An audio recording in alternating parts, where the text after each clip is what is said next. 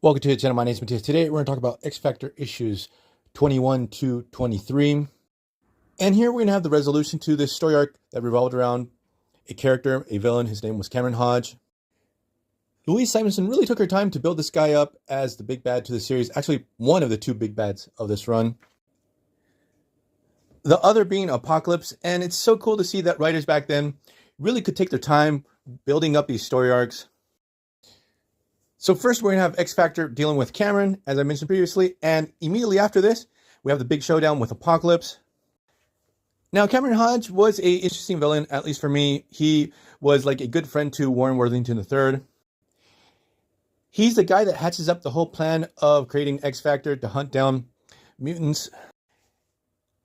Also, Cameron was the person that had the idea of creating X Factor in the first place, and convinced Warren Worthington into funneling funds and creating this whole institution.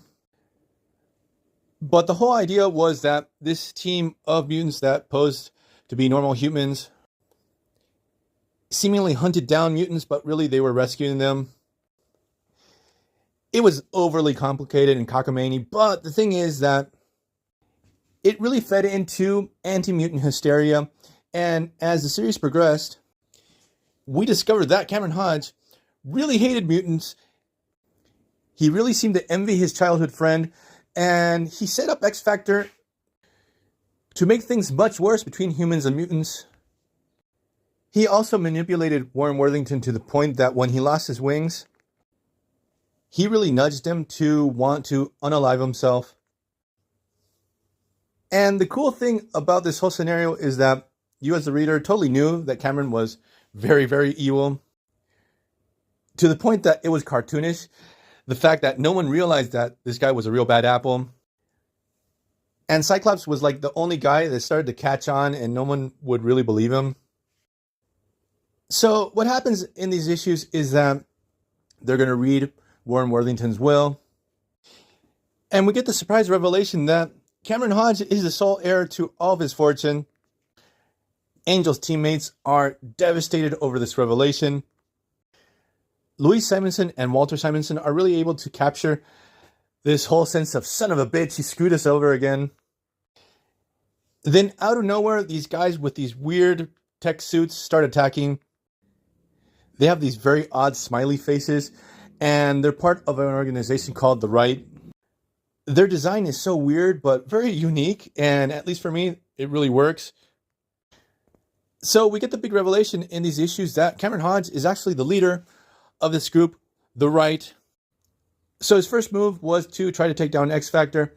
And the second thing that he does, we're going to call them Smiley Bots for now. He sends another group of Smiley Bots to hunt down all the young mutants that X Factor had been saving over this time. Now, one recurring thing that started to get really, really irritating at this moment in the run was the fact that Caliban was part of X Factor. And I love Caliban as a character in general, but every single time he would pop up, he would always mention that his powers are only useful to find mutants, and that's it. They're not offensive in nature. Physically, he's not very powerful, and he's not a good fighter. And every single time, he would mention this in a very woe is me tone. So here, when he gets his ass handed to him by these Smiley Bots, I sort of chuckled. I'm sorry, I'm very cynical. But while all this is going down, we have Apocalypse and all of his machinations. In the previous issues, we had the presentation of his first 3 horsemen. But we're getting more and more build-up for his last horseman, Death, who, just in case, spoilers, it's Angel, who gets a sick redesign by Walter Simonson. It looks freaking awesome. Even though, as the issues progress, after his first presentation, there will be some changes. And he gets his super cool looking mechanical wings and those razor feathers that had neurotoxin on the tips.